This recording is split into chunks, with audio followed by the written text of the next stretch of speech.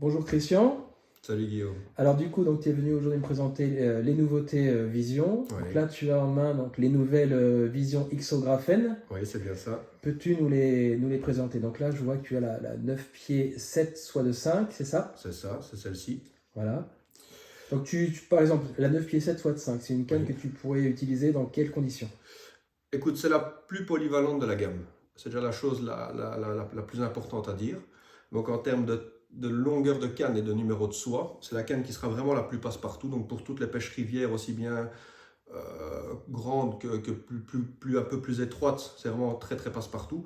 Et ça fonctionne aussi très bien dans les réservoirs plus petits, style parcours de pêche, comme vous avez quand même régulièrement l'habitude d'aller autour de Paris, et donc style Des petits plans d'eau comme la Chaise-Dieu par ou exemple les gestion des Mages, climaux, Saint-Dieu, tout ça. domaine de Coyol, tout ce genre de plan d'eau. Ça, c'est vraiment un outil adapté.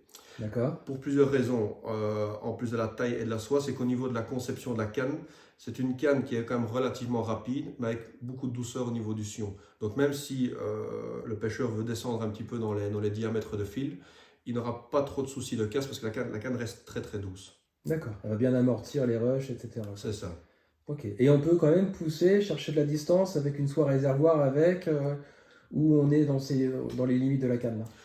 Toujours dans les mesures, dans les limites du raisonnable. C'est une soie 5, donc tu peux faire de la distance, tu peux lancer, si tu es bon lanceur, 20, 25, 30 mètres D'accord, avec. c'est pas une canne qui va s'écraser sous le poids de la soie, quoi. Non, Ouais, non. d'accord. Si tu lui mets une soie 5 que tu restes dans le numéro de la soie, il n'y a pas de raison qu'elle s'écrase. Non. Et pour des pêches en rivière, donc sèche, nymphe, nymphophile, noyer, Voilà. tout vraiment hyper polyvalent.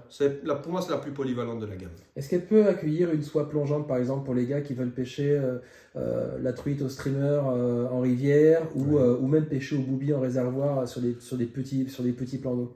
Peut-être pas? Probablement pas. Je veux dire que si tu mets une intermédiaire, oui. Si tu veux commencer sur une S3, la canne sera trop faible. D'accord, donc c'est une canne qui est faite donc, Voilà. pour la rivière ou les petits plans d'eau, soit Ouais, flottante ou intermédiaire, c'est ça. et pour de la courte comme de la longue distance. C'est ça. Hyper précise si on pêche Ouais. en infophile, Mhm. et capable et avec laquelle on est capable de pêcher tout type de poissons, même des très gros, Ouais. et même sur des fils de fin diamètre.